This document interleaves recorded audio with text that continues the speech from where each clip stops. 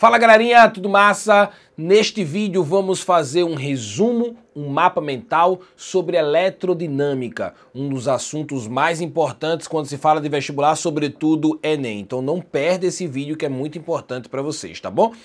Gostaria de pedir antes de mais nada que você se inscrevesse no canal, ativasse o sininho, mandasse esse vídeo para o maior número de pessoas, clica no gostei também para valorizar o seu professor aqui, tá bom? Porque muita coisa boa vem por aí. Então vamos para o vídeo? Vamos lá. Mapa mental de eletrodinâmica. Tudo começa com as leis de Ohm. Você não pode começar entendendo eletrodinâmica se você não entende as leis de Ohm. E são duas leis de Ohm. A primeira lei de Ohm é a mais importante de todas. Eu gosto de escrever ela assim, ó, URI, embora a lei não seja assim, tá? Seja R igual a U sobre I. É assim que está nos livros. Mas eu preciso que você lembre como URI vale mais a pena.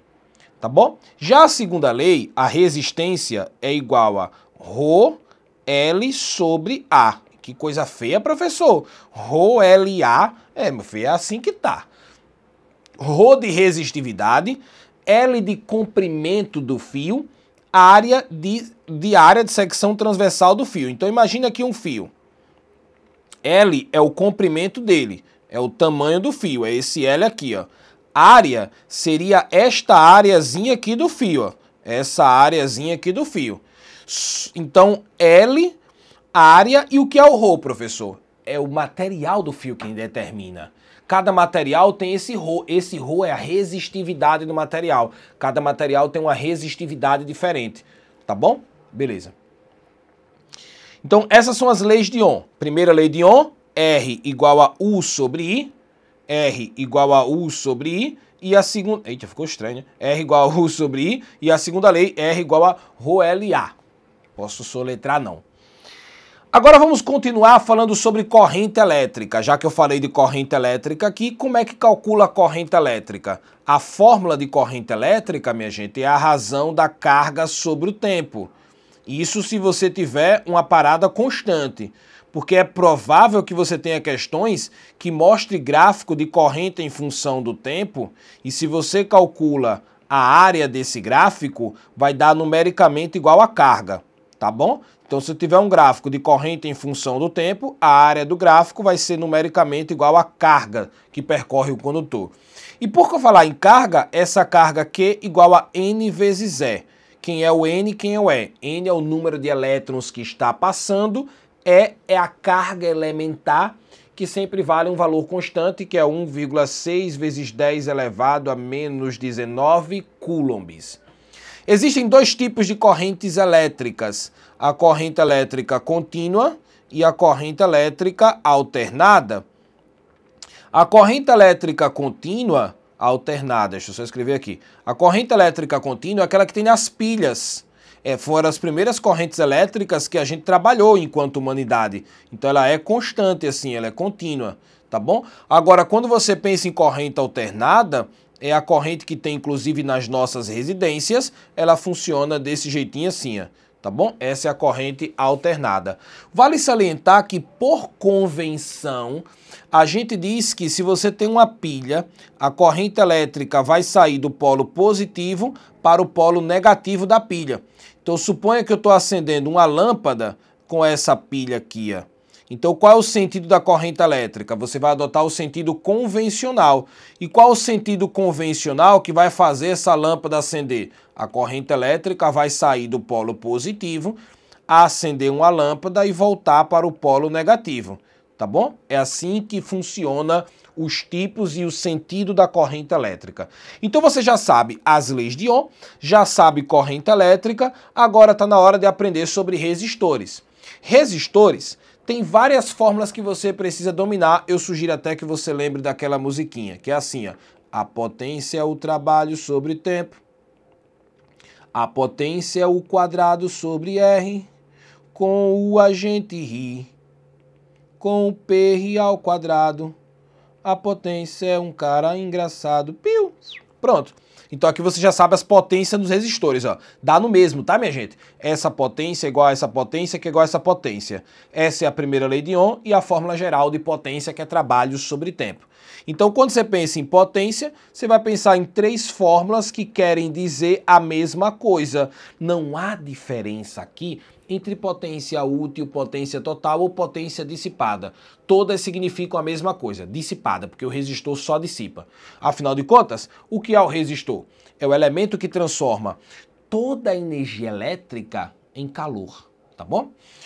E como é que calcula a energia elétrica? A energia elétrica é a multiplicação da potência vezes o tempo. É só você pegar essa fórmula e meter um meio para os extremos. Se você colocar, minha gente, esse tempo aqui em segundos, essa potência em watts, essa energia vai ficar watt vezes segundo, que é a mesma coisa que joules. Agora, se você colocar esse cara aqui em horas e esse cara aqui em kilowatts, automaticamente isso vai ficar em quilowatt-hora, que é assim que a gente faz o cálculo de energia para o caso do consumo de energia elétrica na nossa casa, tá bom? Beleza. Agora vamos falar de associação de resistores. Aqui nós temos um exemplo de uma associação em série e aqui nós temos um exemplo de uma associação em paralelo.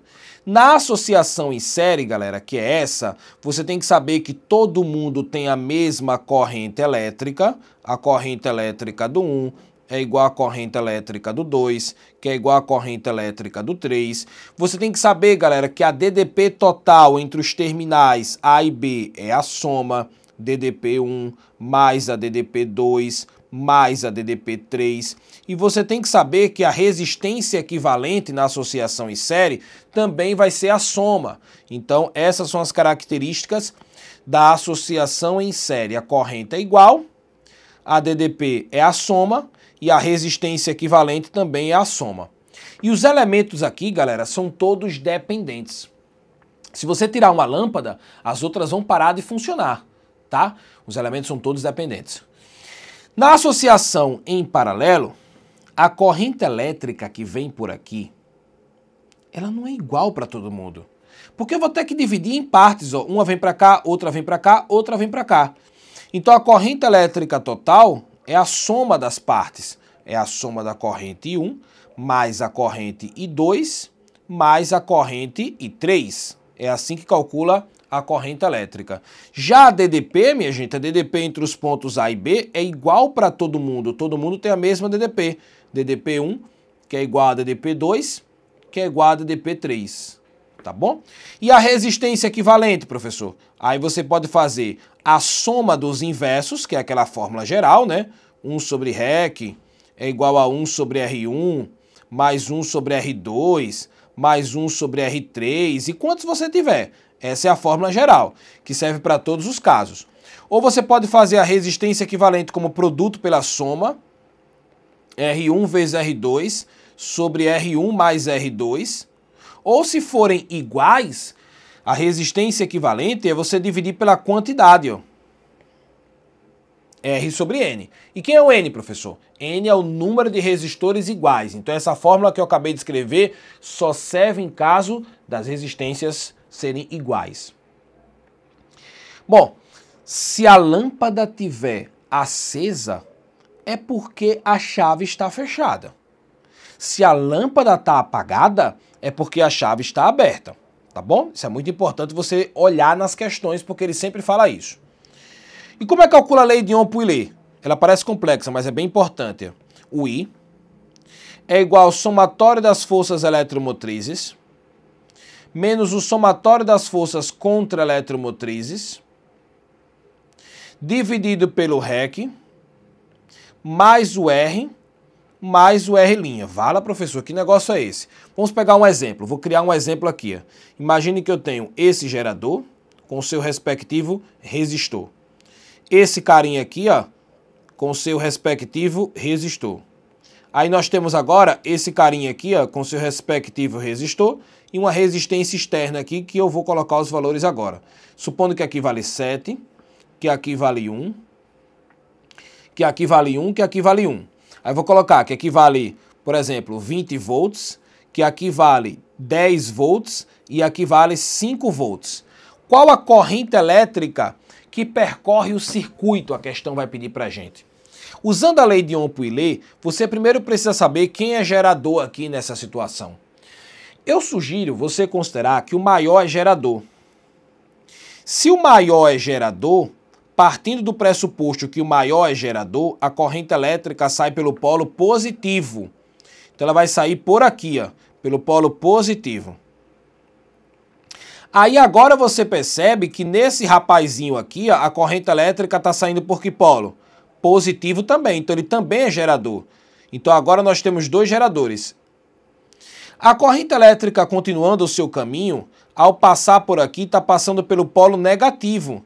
Então automaticamente esse cara não é gerador, ele é receptor, porque está saindo pelo polo negativo. Então esse é receptor. Então ela fechou o circuito aqui, ó. Muito bem. Agora, olha só o que eu vou fazer.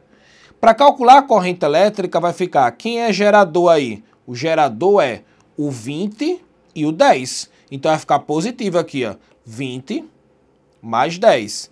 E quem é receptor aqui, ó? Receptor é o 5, menos 5. E os resistores? Só é somar todo mundo. 7 mais 1, mais 1, mais 1. Olha como ficou fácil. 7, que é o Rzão, mais 1, mais 1, mais 1, que são as resistências internas. Então isso daria 30 menos 5, que é 25, dividido por 10. Então quer dizer que a corrente, nesse meu exemplo, 2,5 amperes. Tudo bem? O que mais? Se a questão for falar de gerador, o desenho é esse, e a corrente elétrica, como vimos, sai pelo polo positivo, que é o maior. Mas quando for receptor, o desenho é igual, mas a corrente sai pelo polo negativo. Cuidado com isso. A equação do gerador é essa, U igual a E menos RI, e a do receptor, U igual a E mais RI. Tudo bem? Beleza.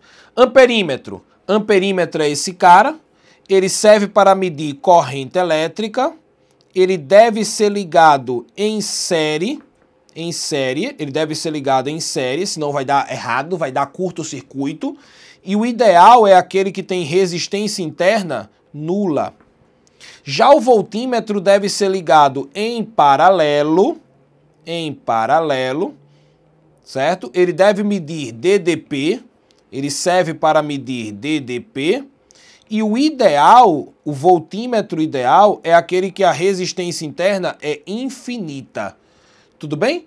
É isso, minha gente. Nós finalizamos aqui, ó, a parte de circuitos elétricos em menos de 15 minutos, para vocês resumirem o que é mais importante desse assunto que cai tanto nos vestibulares, tá bom? Vamos embora, até o próximo vídeo, espero ter ajudado vocês. Valeu, galera!